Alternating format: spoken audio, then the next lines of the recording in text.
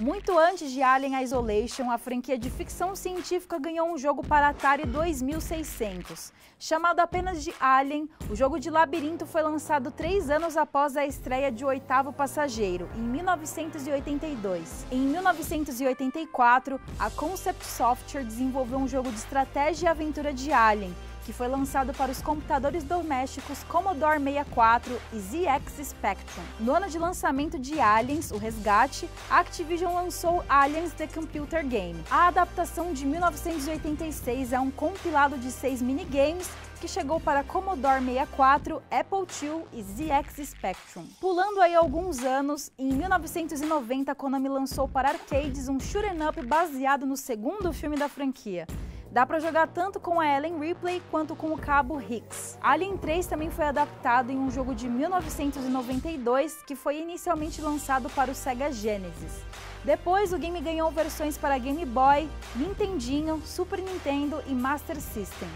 E olha só que legal, em 1993, o Super Nintendo ganhou Alien vs Predador, que coloca o xenomorfo contra o alienígena do filme protagonizado por Arnold Schwarzenegger. O embate entre os dois inimigos da humanidade continuou tanto nos games quanto nos cinemas. Depois de alguns relançamentos e coletâneas, 1998 trouxe Aliens Online, um jogo de tiro em primeira pessoa lançado para PC. Um aspecto interessante é que a experiência apostou em modos com gameplay assimétrico, e dava para jogar tanto do lado dos Colonial Marines quanto dos alienígenas. O próximo grande jogo da franquia foi Alien Resurrection, lançado para PlayStation 1 em 2000.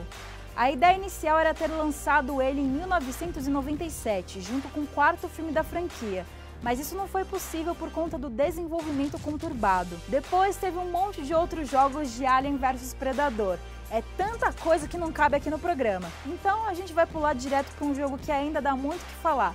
Aliens Colonial Marines. Desenvolvido pela Gearbox e publicado pela Sega, o jogo de tiro em primeira pessoa foi lançado em 2013 para PC, PS3 e Xbox 360. A história se passa semanas depois dos eventos do filme Aliens o Resgate, em que uma infestação gigantesca de xenomorfos é descoberta dentro da nave espacial Sulaco. O desenvolvimento de Colonial Marines durou 6 anos e foi bastante conturbado, isso porque a Gearbox estava trabalhando em outros projetos.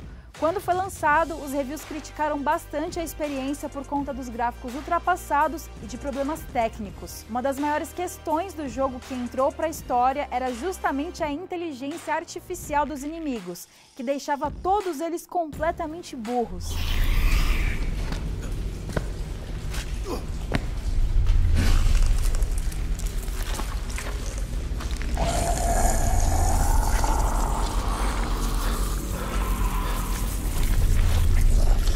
Em 2017, os jogadores descobriram que isso acontecia devido a um simples erro de escrita no código do jogo, mas já era tarde demais para Colonial Marines ganhar qualquer tipo de redenção. Alien Isolation chegou apenas um ano depois de Colonial Marines, o que inicialmente deixou muitos fãs apreensivos e com o pé atrás, por conta da experiência desastrosa que tinham presenciado antes. O game da Creative Assembly não enfrentou os mesmos perrengues que o título da Gearbox, mas as vendas não superaram as expectativas da Sega. Até 2015, a Isolation tinha vendido mais de 2 milhões de cópias.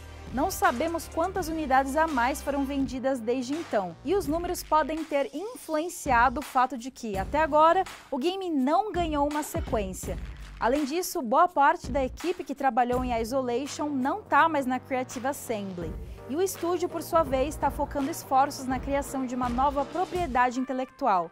Gente, eu não queria perder as esperanças não, mas eu acho que uma sequência de Alien Isolation é muito difícil de acontecer. Vocês gostariam de ver um novo Alien Isolation ou vocês preferem outro jogo da franquia? Conta aí pra gente nas redes sociais usando a hashtag GameShark. E ó, pra não falar que a gente não citou as principais investidas do xenomorfo nos videogames, também vale lembrar que o Alien é um personagem jogável convidado de Mortal Kombat 10. Ele chegou como conteúdo adicional do Combat Pack 2 e foi feito especialmente para funcionar no jogo de luta. Para isso, a versão do xenomorfo que vemos em MK é um pouco diferente da original. Ele até é um híbrido com a raça Tarkatan, do personagem Baraka. Doideira, né? O game mais recente da franquia é Alien Blackout, lançado em 2019 para dispositivos iOS e Android. O jogo de terror e sobrevivência marca o retorno de Amanda Ripley, que dessa vez está a bordo da Estação Espacial Wayland Yutani. O gameplay é um pouco diferenciado, porque você não controla o protagonista diretamente.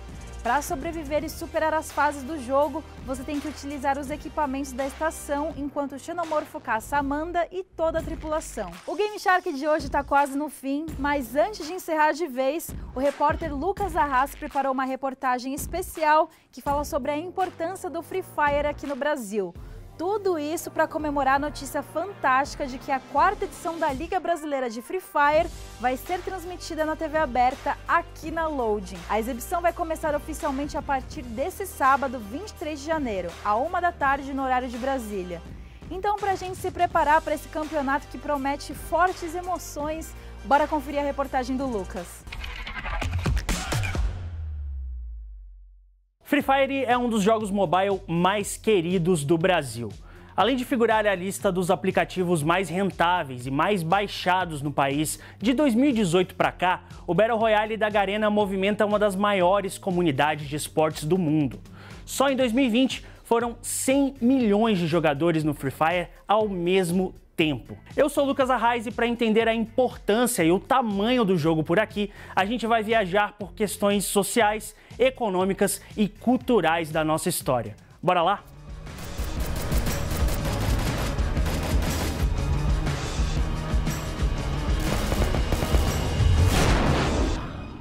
Por muito tempo, videogames foram considerados um hobby restrito a um grupo seleto de pessoas, principalmente aqui no Brasil. Quando o Atari era sensação lá na década de 80, jogar era considerado não só uma atividade para crianças, mas também para aquelas com famílias que podiam arcar com os equipamentos de última geração. Não existem dados exatos de quantas pessoas possuíam um console em casa na época, mas não é difícil imaginar como as coisas eram.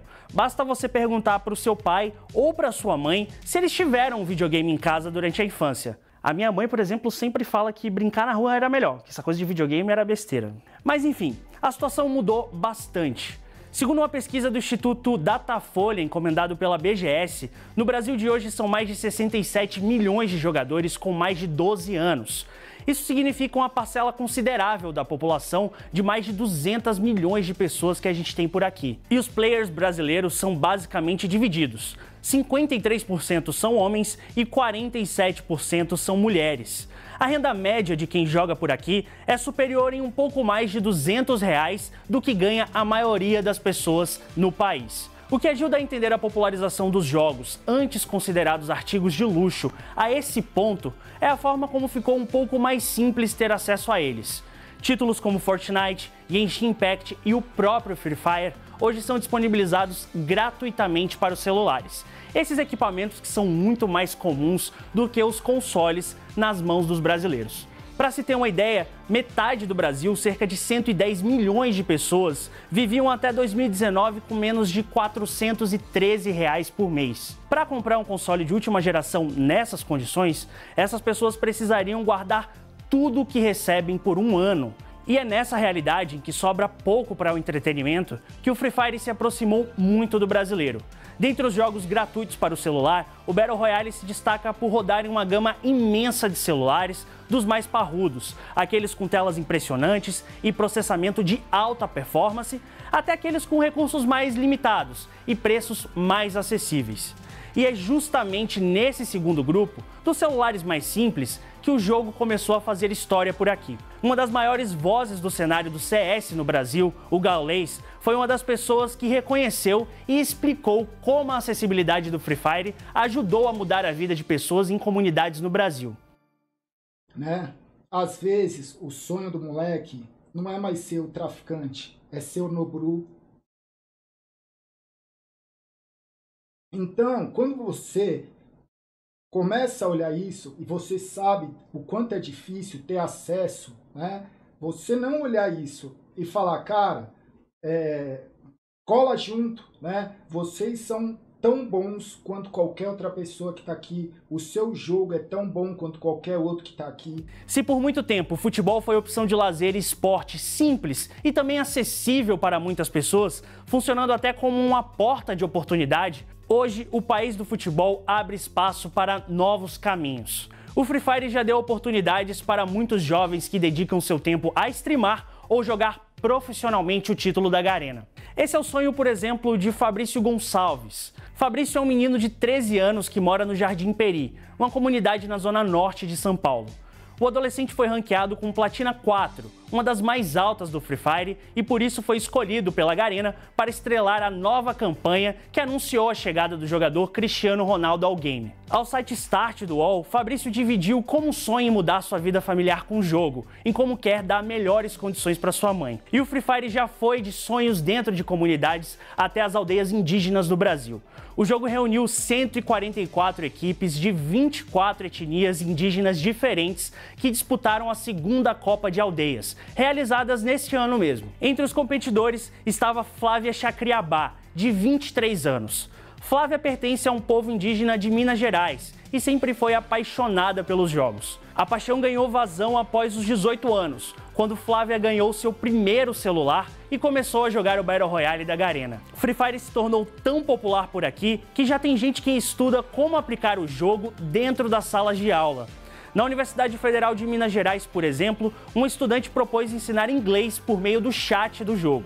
Já 3 estudantes da Universidade Estadual do Ceará testaram o uso do Free Fire em aulas de geografia, em uma turma do 6º ano do ensino fundamental. Felipe Silvestre, Wilker Pereira e Hugo Rodrigues queriam ajudar os alunos que tinham dificuldades com temas de geografia que envolviam matemática, como é o caso do ensino da cartografia. Ao perceberem que não era difícil encontrar alunos reunidos jogando Free Fire na hora do intervalo, os professores resolveram adaptar os mapas e mecânicas de localização do jogo para fins didáticos. A atividade envolvia a navegação em Kalahari, Purgatório e Bermuda, os 3 mapas de Free Fire. De salas de aulas a aldeias indígenas passando por diversos cantos do Brasil, se um dia fomos o país do futebol devido à facilidade de se jogar o esporte, quem sabe se com todo esse sucesso a gente também não vira o país do Free Fire. Agora sim, o Game Shark de hoje fica por aqui. Eu espero que vocês tenham gostado de Alien Isolation e espalhem a palavra do jogo por aí. Um beijo e até mais!